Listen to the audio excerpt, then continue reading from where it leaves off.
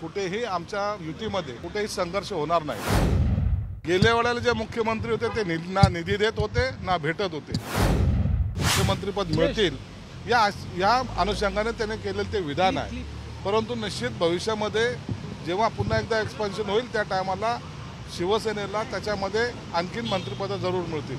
Sir 12 तारीख शेवटची तारीख आहे विधान परिषदेचं मागे घेण्याचा फॉर्म अजूनही मागे घेत नाही। दोन्हीकडे सर्वीकडेच सेना आणि भाजपा आमने सामने नाही। त्याच्यात आमच्याकडून मला वाटतं की आम्ही 2 ठिकाणी फॉर्म वापस घेतलेले आहेत, कोकणचा असेल किंवा मुंबईचा असेल। बाकी इतर ठिकाणाचा जो 2 जागेचा तिढा आहे तोही सुटेल। 12 तारखेपर्यंत सर्व पिक्चर क्लिअर होईल। कुठेही आमच्या युतीमध्ये कुठेही संघर्ष होणार नाही। संजय राऊतांनी सांगितलेलं आहे आता निधीवरनं युतीमध्ये वाद सुरू आहे।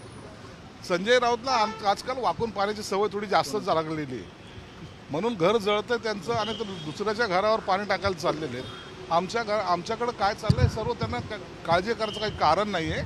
आमचं सर्व आलबेल आहे आणि आमचे आमदार हक्काने निधी मागून घेऊन त्यांच्या मतदारसंघामध्ये काम करत आहेत।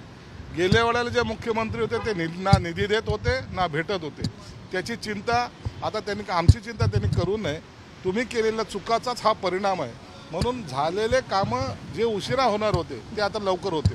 सर आतमध्ये तुम्ही बैठकीला होतात, बैठक महत्त्वपूर्ण आहे। एक पाण्याचा आढावा घेणार आहे कसं? आता एक बैठक झाली कृषी विभागाची झालेली आहे। आता बाकी येणारा पावसाळा त्या संदर्भामध्ये असलेली बैठक, या बैठकीला अजितदादा आहेत, अनेक मंत्रीगण आहेत, सर्व सेक्रेटरी आहेत आणि ही बैठक जवळपास आता आणखीन 1 तास 1.5 तास चालेल।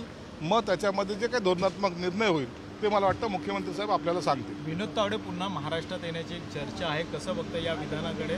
कारण की चंद्रकांत पाटलांनी देखील कौतुक केलेलं आहे। विनोद तावडे आता देशाच्या राजकारणामध्ये अत्यंत मोठी छाप त्यांची पडलेली आहे। एक महासचिव म्हणून ते काम करत आहेत आणि पक्षांनी जर त्यांच्या अंतर्गत जर धोरण काही ठरवलं तर ते महाराष्ट्रातही येऊ शकतात, इथेही चांगलं काम करू शकतात। परंतु आता त्या पार्टीचा तो अंतर्गत प्रश्न आहे, त्याचा निर्णय त्यांचे वरिष्ठ घेतील। काल एक महत्त्वाची तुमची बैठक सगळ्या आमदारांची पार पडलेली आहे।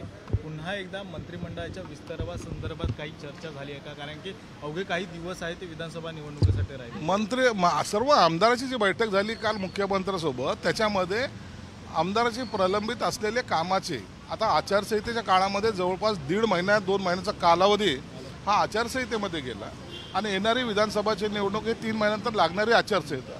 या अनुषंगानं कामाचा स्पीड वाढला पाहिजे, काम लवकर झालं पाहिजे, यासाठी ती बैठक होती। त्यामध्ये कोणत्याही मंत्रिमंडळ विस्ताराची चर्चा झालेली नाही किंवा मंत्रिमंडळात केव्हा होणार या संदर्भात प्रश्नसुद्धा उपस्थित केले नाही। ठाकरेंनी अपयशी ठरलेले खासदार सर्व आले होते आणि त्या खासदारांची काल एक बैठक झालेली आहे।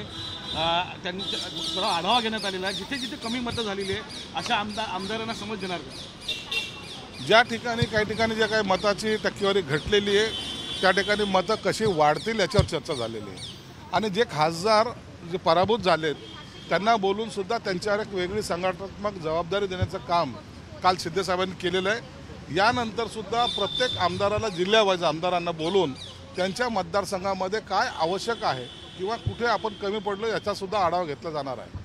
ज्या पद्धतीने लोकसभेमध्ये आहे ते यश मिळालेलं आहे त्यावर ठाकरेंचं कौतुक आहे, चंद्रकांत पाटलांकडून होताना पाहायला मिळते। कसं बघतं या कौतुकाकडे?